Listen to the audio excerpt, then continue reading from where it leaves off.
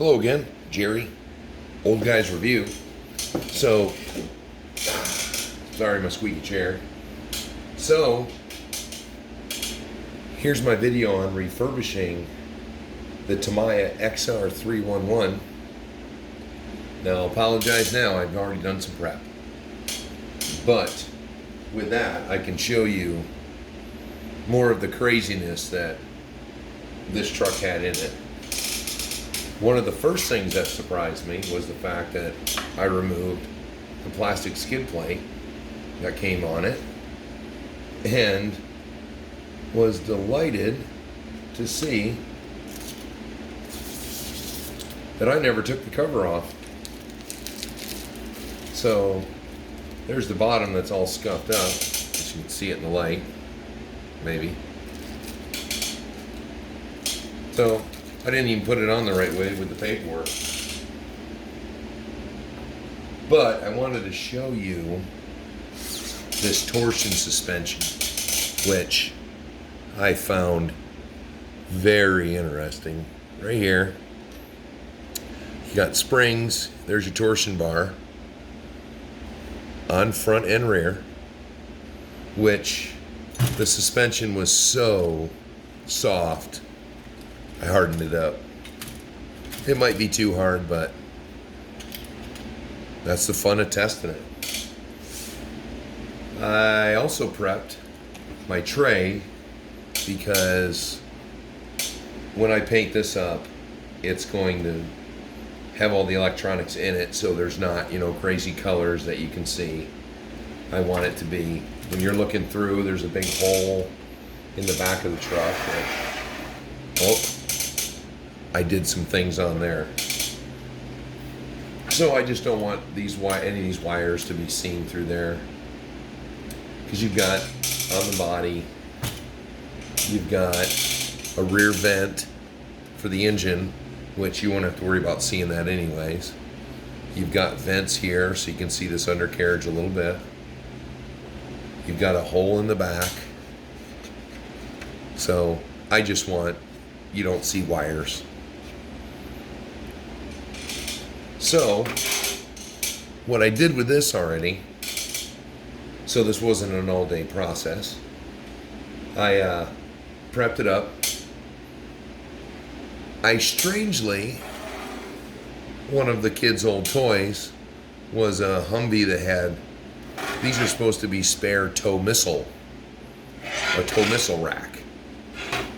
But it has 6 on it, and through some more research on this vehicle, I saw that was one of the features that you could get on it was a recoilless rifle, which, for any of you who don't know, it's basically a bazooka type tube that will shoot a round like a rifle, except for these rifles, these rounds can be anywhere from 90 millimeter up to 105 millimeters, which is a tank round. So I figured, since I didn't have a gun on it anymore, I'd put some sort of weaponry on it.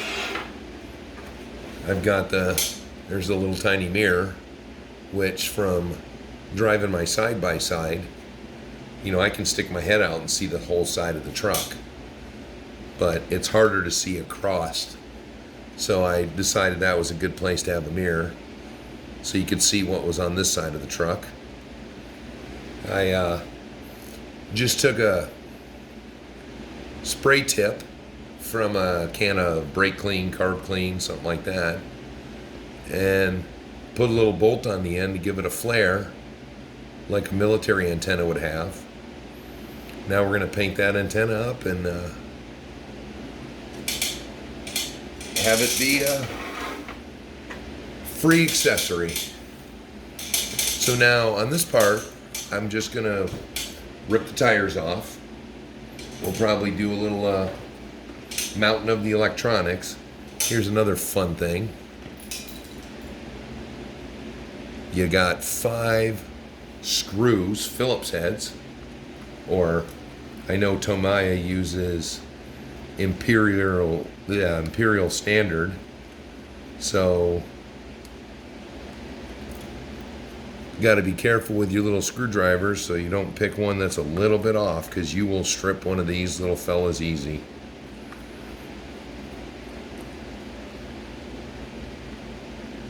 And if you don't have screwdrivers with a rotating end on them, you need to go get some right now, because that is the absolute best way to work on one of these trucks. Just get them all started, and then you can just apply a little pressure while you're doing it to finish them off. You can get all 5 screws out if one doesn't give you the business, and you just keep applying pressure so you know which ones are need some more screw.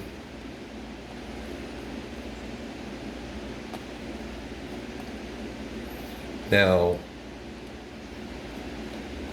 here's some more opinion time. I was shocked to see a comment in my comment section about somebody not liking Tamiya's. Not going to say any names, RC Nixter. But how many of the rest of you maybe got your start with RC cars? What was your first kit? Was it a kit, or was it a ready to run? Have you ripped it apart to see what makes it tick, or are you just enjoying it?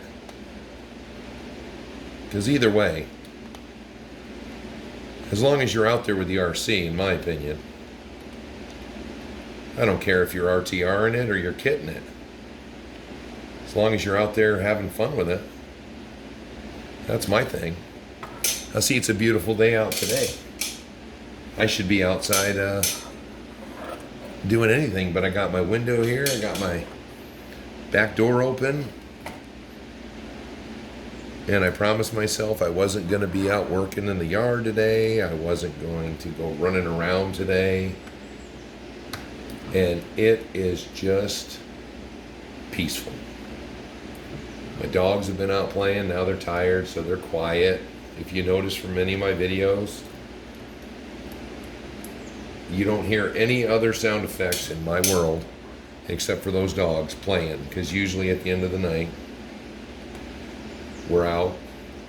I've run them out, do something, make a video, and they are constantly, and so many, I don't even notice when I'm proof checking the video, make sure I didn't screw up too badly, how in all my videos, they're just yapping. Today it's quiet, nice, it's relaxed. But I got off topic a little bit there. So back to the Tamiya. Now, I started Tamiya, Tamiya, whatever you want to call it. I started building those because RTRs didn't exist. In my local hobby shop, he just basically had Tamiyas and Kyoshos. So he was just always suggesting them. He always had everything I needed. So it was always just, I started building the Tamiya kit, and Tamiya kits are just so in-depth. But they're also frustrating. You can misinterpret one step, and 10 steps later, you're going back to that step and redoing it all over again. So, let me know in the comments, what was your first kit? I love talking to my fellow guys about first kits. And I'm going to have to honestly say that my very first kit ever was the Tamiya lunchbox, which, hey, that's 112 scale. I should have thought about keeping one of those. Okay, so now this has such a these nice trays. You've got your trays for your speed control and your receiver. They're both exactly the same size. But when you look at the bottom of the truck, you have one that's smaller, which I already looked. My receiver, it's not gonna hit anything. So the receiver's gonna go over there. Now, does anyone use Arma stuff? Let me know what you think about Arma. I don't have a lot of experience with them. My local hobby shop had one of these, and I just said, hey, I'll try it out. So that is the one that's getting donated to this project, which I have a nice deep recess here. So I can mount that one up this way, and I should have plenty of room for it to sit in there. So I got all kinds of nice stuff out on the bench and didn't bring my tape. Guess I gotta get the tape now.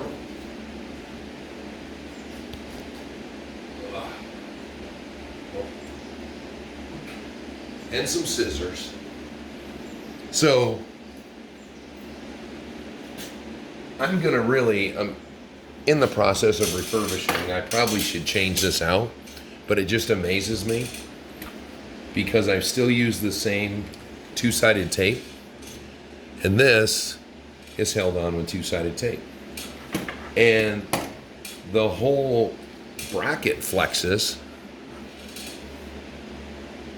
but the servo's still working, so I'm gonna leave it because my little shout out to 3M. 3M is my adhesive of choice. And it seems to hold up under all climates, all temperatures, and basically it gets wet, still works. Pardon me.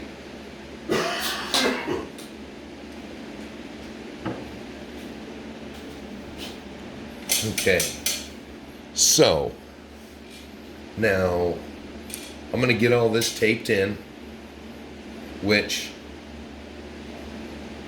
that's boring. So I'll pause here and we'll get everything mounted up.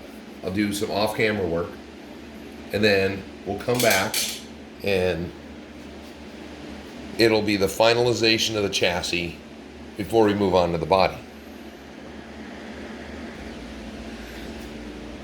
All right, well, I guess I could have just kept rolling that footage. That was a lot quicker than I thought. But, so now, I thought there'd be a lot more fitment to it. Because, if you look, right here, so you got two clips in the back that the body slides into, right in there. So you got to line this up with those to clip them down. And the body's on. Kind of crazy, but seems to work pretty good. So I just wanted to didn't want to have, some of you put electronics in, sometimes it gets frustrating. This one is particular with the fitment of the body, but everything went in there pretty well. Zipped it up out of the way. It's a bit weird with this one. Everything, all these cables have to be perfectly pushed down in here when you put the body together. Let's see. Oh, it beeped. Something happened. I've got steering. Got forward.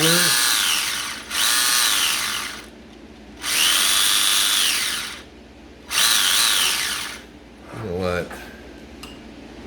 That's a little loud. We might want to just take a pause.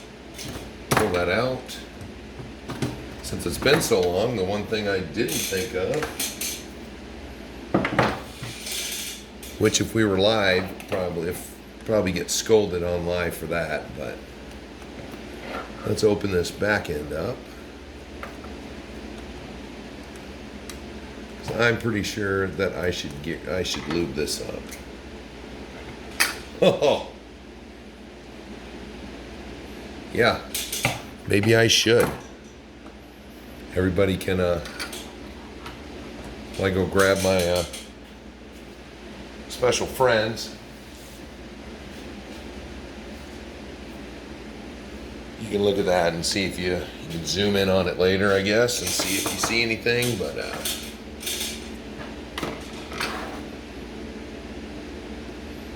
I like to use marine grade lube, just because if it gets any water in the gearboxes, then I don't have to worry about my grease just dissolving away and running out. And we got an inside gear there.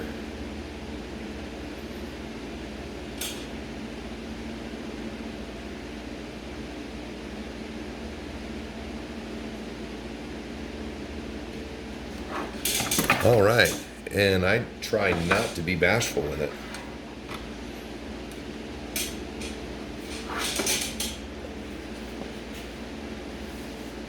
Because I would prefer it's quiet and keeps the junk out, keeps the water out, than be sparingly with grease. I do that with everything. That's why I keep my own tub of grease. You know, and a lot of times, especially with marine grease, I get it from the auto parts store. That way I know we'll always have grease in stock.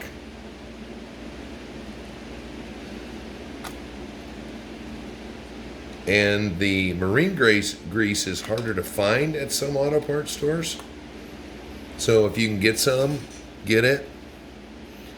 And that way you'll be good to go.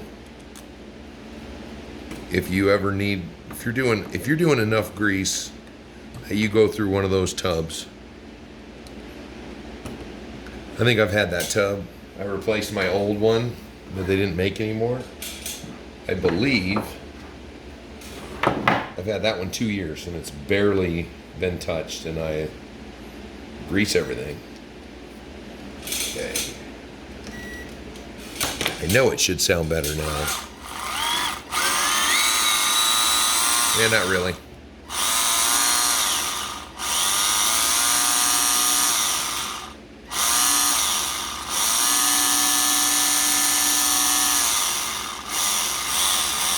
Yeah, it sounds a little bit better. Better to have extra grease, no grease at all. All right.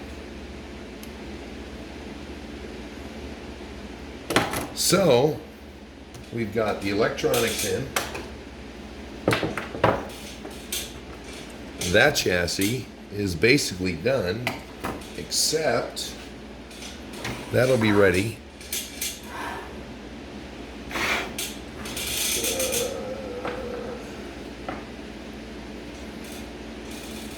Just want to tape things up since I'm going to be painting it up. And I want all these electronics to be the same color.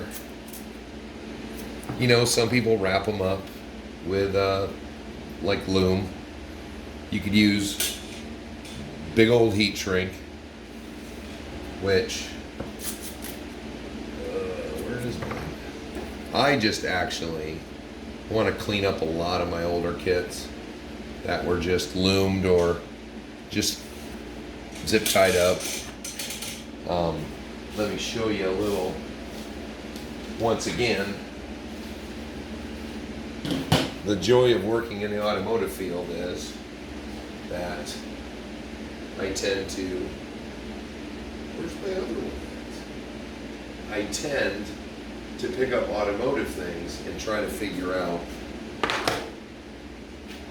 how to make them, oh, there it is, RC quality, if I can do it. So now there's a company, not RC company, but it's an automotive company called Dorman. So I just got this for $9, I want to say. It is a complete case full. Ooh, there it goes. Oh, it's hard to do that with the camera. I guess they want to fall out. So this is full of heat shrink. You got 1/16, 1/8, 3/16, 1/4, 3/8, and 1/2 inch.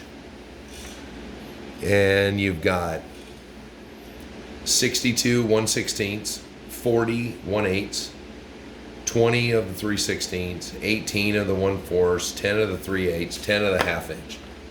I mean, they're short, but you could slide them on in segments, but look at that. Nice and tiny. So, meanwhile, while I was looking for this, I ended up finding another company, Hardware Machinery, and it's got a lot more pieces, but this one costs like, I think it was $12 or something like that. A lot more in it. There's what does this have? Oh, this is not in, this is in metric. Ho ho. But comes with a nice guide, tells you everything that's in it. A lot of nice color, so you got color if you want them. But same thing, you've got good ones for batteries, bigger ones for cleaning up. This one's got some honkers. What is that, 18 by 90 millimeters. Big stuff. But, you know, I noticed a lot of the RC companies, they sell it for a lot more. And I accidentally found these. I was looking for big heat shrink and found these kits. So, another little alternative for people. Instead of, if your local hobby shop or whatnot's out of the stuff you're looking for, you can always go to possibly an auto parts store and pick it up. Just an idea. So, I don't know how many people, moving right back to what we're supposed to be doing. So, I don't know how many people ever repaint bodies. I do it on occasion. So I've got a cheat technique, so to speak. I used to do it with Lexan bodies back when my kids were destroying them on a regular basis. I find it easier just to glue up, kind of refurbish again the body they already have, so they're not just buy me another one. When you can just patch theirs up, give it a new paint job. Same thing I tell some of my friends that say, oh, RC cars are expensive. Well, yeah, they're expensive, but if you maintain them, or you can mend them, so to speak, then it's not as bad when instead of going out and buying the newest RC car they have, you take yours at home, you slap a new body on it, and some tires, slap a new body and some tires on it, boy, you got a brand new truck. And it costs you, maybe $100 instead of $300 to $400. Just a thought I tell my friends, who I keep trying to get other friends into the hobby. They want to They always want to play with your trucks. Nope. Go get your own. Okay.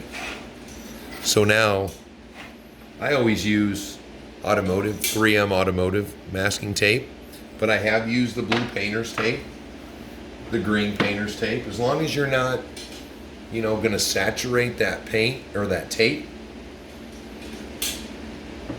If you're painting right with small, with a, you know, small coats, letting them dry in between, then, you know, it works out pretty well. Okay, so I was just double checking. So this, I'm not too worried about the grates on it, and I'm not really worried about the headlights so much. I'm gonna try to avoid those, but since I'm using an airbrush, that theoretically might work out. And I'll tell you right now, I've been working slowly with the airbrush, so that is definitely going to be a later show for you guys, because I'm going to do the painting off camera, so when I come back I can discuss the individual parts at the time of what I did.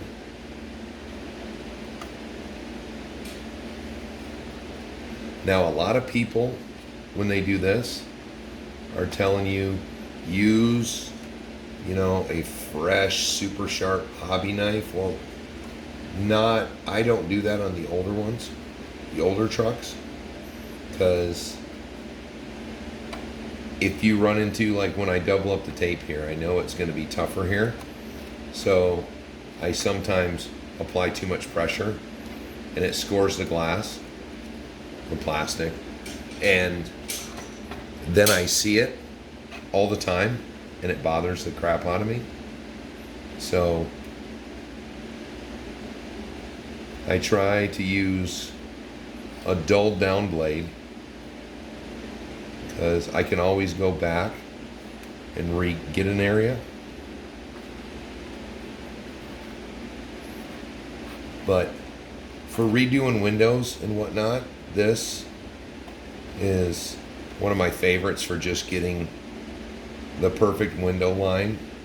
And even then, it's a military vehicle, so to me it doesn't need to be completely perfect, because of my days of being in the military, I know that in general, if we weren't signed for that vehicle, we weren't taking the best care of it. But if it's yours, then of course it was the best taken care of thing around.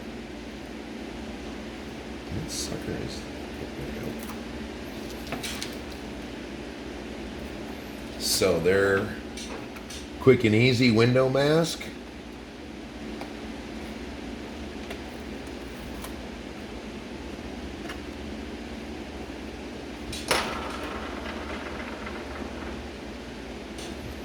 And sometimes you go back in, push it down a little bit. So now this body is basically going to stay the same color, except I'm going to try for a kind of a crazy camo pattern. And that's the only window I'm worried about, because the mirror, I'm just going to try to get the chrome on the mirror. So I'm not going to try hardcore for the mirror. I don't have to worry about taking that off. You know, initially you want to get something on that antenna, a base coat. So now I'm going to do some quick painting on the chassis, and I will be right back. And here we go. So push back in. So now here's the chassis. Nice and done. Done and dry and flat. Screws are all painted. Bottom is all painted. so as to not mess up my torsion spring under here. I decided to leave this bumper on. So it looks big, but being two-wheel drive, it does help it get over things. And it's got those two nice holes in it that I'm gonna mount some lights on there. So I guess there's a little bit of a weak spot. But that's easy when you have everything out still. I don't know how I missed that.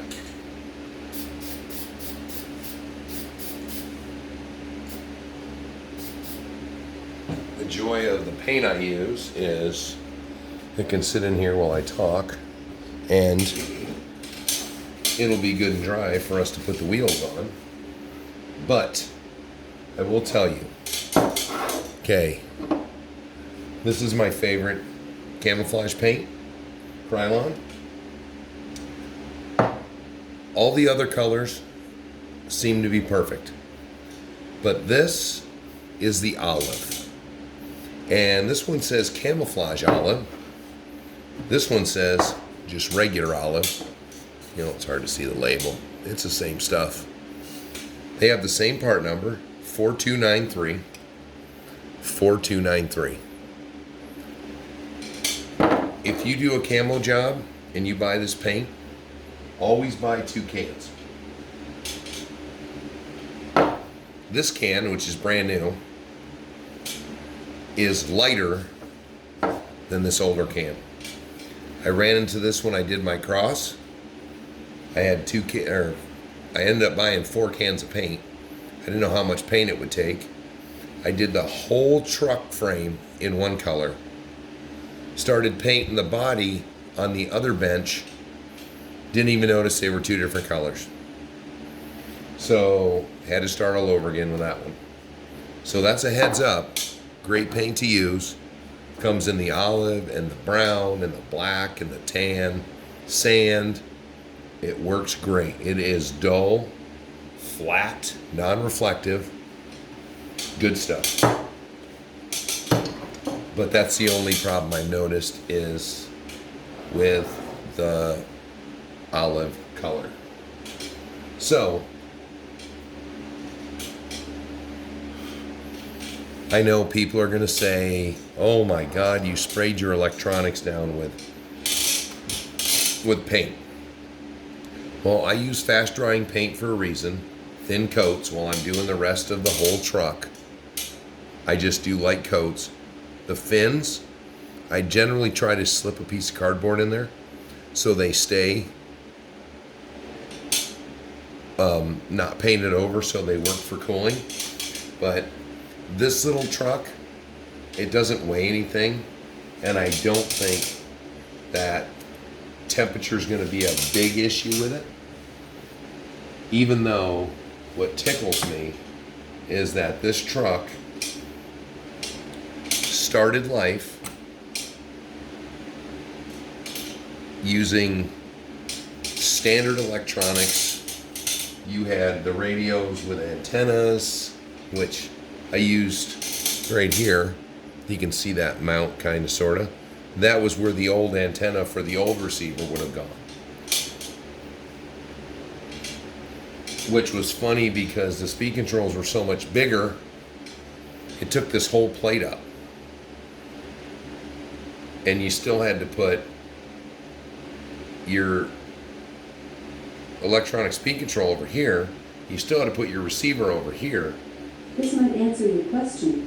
Troll, the movie, is in English. Alexa, be quiet. Wow, that's weird. Sorry about that one. Government looking over your shoulder all the time. So, I found that really funny when I first built this truck. What was nice was the second release came with an actual speed control. It didn't come with the old swiper speed control that would have came with the 1970s version. And I wonder where they put the huge heat sink to keep the truck cool. So, once again, I'm dating myself. How many of the rest of you remember those days? With the huge heat sink that got so hot it burned your finger. Had a big warning on it about burning your finger. And that was where all your extra power went from that super powerful 15 milliamp NiCad battery we used to use in those. Which, that's what's, to me, so much fun about some of the stuff from the new stuff compared to the old stuff. Was when I started out back in the 80s, the trucks were just reproductions of real trucks with leaf springs, 3-speed transmissions, batteries that took an hour to charge and you only got 10 minutes maybe if you were really easy on it. It just blows me away that we've kind of gone full circle. The technology is crazy. This is off topic a little bit, but has anyone seen the new Arma Felony, I think it's called? It's got some kind of active steering control on it, and you put a battery in it, and you take the vehicle, and you can just turn the wheels, and the front wheel, you can just turn the truck, and the front wheels turn with the truck or with the car. You've got Traxxas stability control. Futaba years and years ago made ABS into the receivers for the radios, and you could actually program it, and it really worked. It was crazy. That's crazy early technology. And the stuff we have now is just, the cars nowadays cost as much as they did back when I first started. I mean, you get a Grasshopper or the Hornet from Tamiya. Kyosho had a Nissan pickup. And I don't remember what the actual truck was. That was actually like my second vehicle I ever had, but it looked like a Nissan hardbody pickup. And it was huge. And it would go through a battery pack in 5 minutes. And it took you generally an hour to charge it. But I was so excited driving that big honking thing around. The joy of starting work when I was 13 was that I could do that kind of stuff. I was buying RC cars, going into the hobby shop, watching grown-ups look at me weird. I was like, hey, here's the cash. Mom thought I was crazy, but it kept me busy. And I got a lot of this tinkering bug came from my dad. My dad would not throw anything away when it broke. He was an engineer by trade, and that's what he did. He tore everything apart to see if he could fix it or why it broke. And actually, the last time, my father passed in 2014, but the last vacation I spent with him in Florida where they lived, I had a Tower Hobbies magazine with me, and he used to do, I don't know, they called them corded planes or something like that, where you built a gas engine and a balsa plane, and you flung it around. You controlled it with strings, ropes, and you just spun around in a circle flying your plane. And he couldn't believe the engine sizes. And we got to spend a whole day going to different hobby shops so he could quiz every guy that worked there. So every time I work on my trucks, I think of my dad too. So there's another plus.